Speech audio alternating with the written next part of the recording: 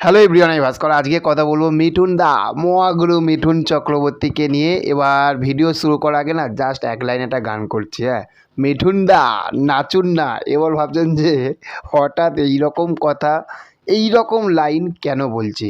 সেটা কি পাগল টাগল হয়ে গেল নাকি? মিঠুন দা এখন আবার কী করে বসলো রে বাবা যে মিঠুন দা নাচুন না?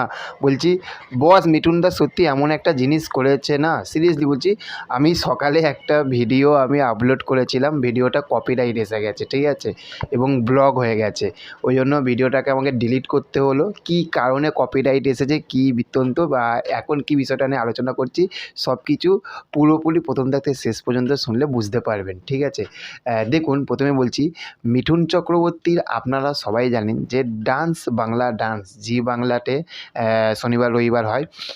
সেইখানে একটি এপিসোড আমি জি5-এ দেখলাম। আপনারা সবাই জানেন যে আমি আগের ভিডিওতে আমি বলেছি যে ডান্স বাংলা ডান্স ওই প্রত্যেক সপ্তাহে পরপর আমার টিভিতে দেখা হয় না, মোবাইলে যখন সময় পাই তখন দেখি।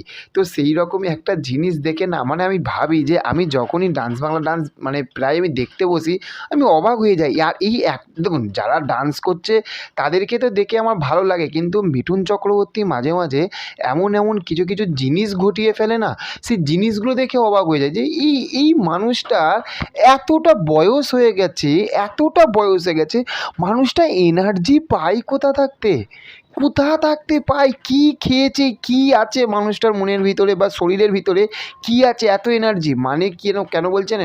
আপনারা যদি এপিসোড নম্বর 14, হ্যাঁ 14, এই এপিসোডটা যদি আপনারা দেখে থাকেন, আপনারা অবাক হয়ে যাবেন। তার কারণ হচ্ছে যে সেইখানে একটা ডান্স ছিল, কৃষ্ণান আয়ার মানে মিঠুন চক্রবর্তী একটি করেছিল, একটা বই করেছিল, তো সেই সময়কার একটা রোল ক্রিয়েট করেছিল কৃষ্ণান আয়ার।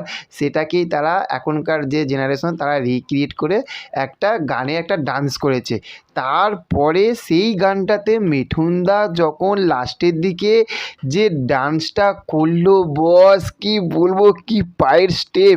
এবার সেই মানে এটাকে সেই ভিডিওর সেই ক্লিপিংটাকে আমি স্ক্রিনশট করেছিলাম।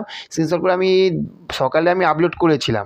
আপলোড করার পরে ওটা পুরোপুরি কপিরাইট এসে গেছে। আমি আপনাদেরকে মুখে বলতে হলো।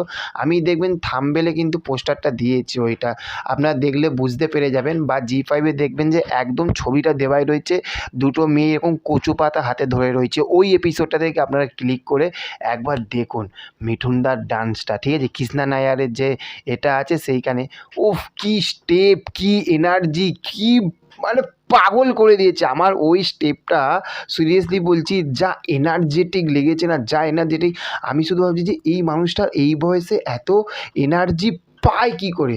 সিরিয়াসলি মিঠুনদা বলেই সম্ভব, এইটা মিঠুনদা বলেই সম্ভব। আর মিঠুনদাই পারে এইগুলো, সত্যি কথা বলতে মিঠুনদাই পারে। তা ভেবে দেখুন না, মিঠুনদার বয়সে কত অভিনেতারা রয়েছে, তাই না? মিঠুনদার বয়সে কত অভিনেতারা রয়েছে, তারা তো হাঁপিয়ে যাচ্ছে, আর মিঠুনদা শালা হাঁপায় না। এটাই হচ্ছে মিঠুন চক্রবর্তী, তাই না? তো চলুন দেখা হচ্ছে পরবর্তী ভিডিওতে। চ্যানেলে যদি নতুন হয়ে থাকেন বা ভিডিওটা যদি ফার্স্ট টাইম দেখছেন, আমাকে ফার্স্ট টাইম দেখছেন, ঠিক আছে, এই ছেলেটাকে একটু সাপোর্ট করুন, চ্যানেলটাকে একটু সাবস্ক্রাইব করুন, যাতে আমরা আরও সামনের দিকে এগিয়ে যেতে পারি। আপনার একটা লাইক, একটা কমেন্ট, একটা সাবস্ক্রাইব মানে আমি কাজ করার এনার্জিটি পাবো, আরও সামনের দিকে আপনাদের আশীর্বাদ নিয়ে এগিয়ে যাব। ভালো থাকবেন। Okay, thank you, have a nice day, tata, bye by.